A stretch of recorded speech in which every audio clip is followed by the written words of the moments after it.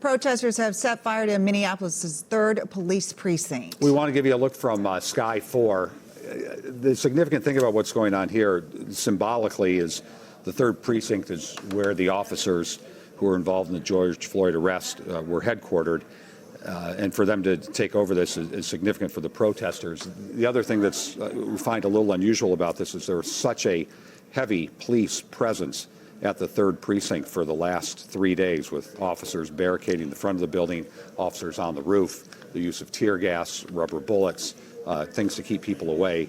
Obviously, protesters have figured out a way to get through those barricades. You can see people occasionally throwing debris on the fire to keep it going. But the 3rd precinct in Minneapolis at Lake and Minnehaha, just a few blocks from 28th Street, appears to be the front of it on fire right now. Yeah, we're looking from Sky 4. Well, they just turned the camera there, but to me it looked like it was at the front of the building. I don't know if it's inside the building, because at the front of the 3rd precinct there, they have a little bit of a, I don't want to say a garden or anything, but it kind of looked like it was within there. So at this point, we're not sure if it is actually inside the building, but we, of course, will try to find out the latest there. You might have seen those laser lights, too, the green and the blue.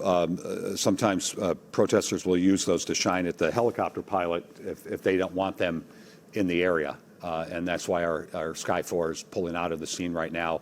Very, very difficult for the pilot to get any kind of orientation and see what's going on if they're getting a laser light in their face. But tonight, the 3rd precinct in Minneapolis is on fire, and an activist group said that they actually have control of the building.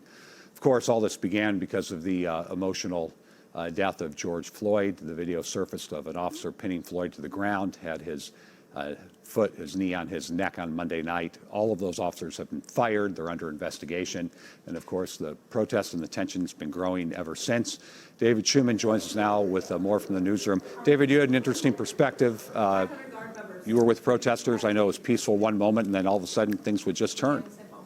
Yeah, we were out there all afternoon, and the first fires we saw were actually a little after 7 o'clock, when a car was on fire in the Target parking lot across the street. But I've been watching that chopper feed for several minutes now, and we've been doing it from the station for safety reasons for ourselves and our crews. But it started as fires in the parking lot of the precinct, and now it has moved to what appears to be the front door, and other businesses surrounding the precinct also on fire. And just from walking through there today, there's already so much devastation, an auto zone destroyed, and just so many buildings hollowed out with fire. And now there appears to be more tonight, which is just heartbreaking. The crowds, you can see, are massive, packed in, shoulder to shoulder. And I saw a picture on Twitter that kind of to show the scope of what is happening. The picture was taken from Hudson, Wisconsin, which is 30, 40 miles away, and you could see the glow from these fires.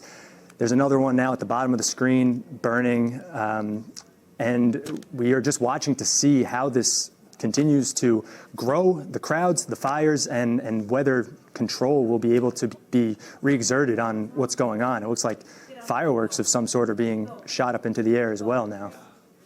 David, thanks. As we continue to look at this picture, you know, the other thing that's interesting is the chief directly 2 nights ago gave the use of tear gas and the use of rubber bullets, and gave police the authority to try to keep people out. Once protesters broke into the parking lot of the 3rd precinct, and his reason was he didn't want them to have access to the building because there are guns and live ammunition. He didn't want them to have access to the cars because the cars have guns and weapons and live ammunition as well. Don't know if he was able to take those things out of there, but that's one of the safety concerns of having people take it over, besides the fact it's a huge public building with a lot of symbolic significance. Absolutely. And I know that the chief, as other state and city leaders, were saying that they respect the right to protest and to verbalize that. But once again, they said, please don't be violent or destructive. In fact, Governor Walz today declared a peacetime emergency in the city of Minneapolis, St. Paul, and the surrounding communities, and he did activate the National Guard. And there was a tweet that just went out that said that 500 National Guard members have been activated to Minneapolis and St. Paul.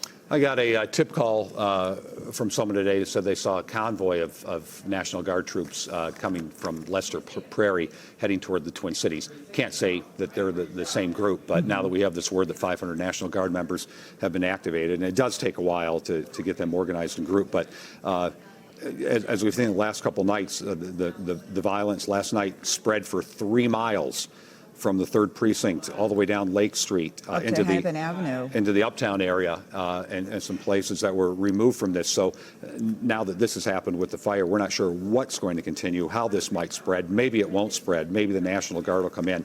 But Minneapolis is the focal point of international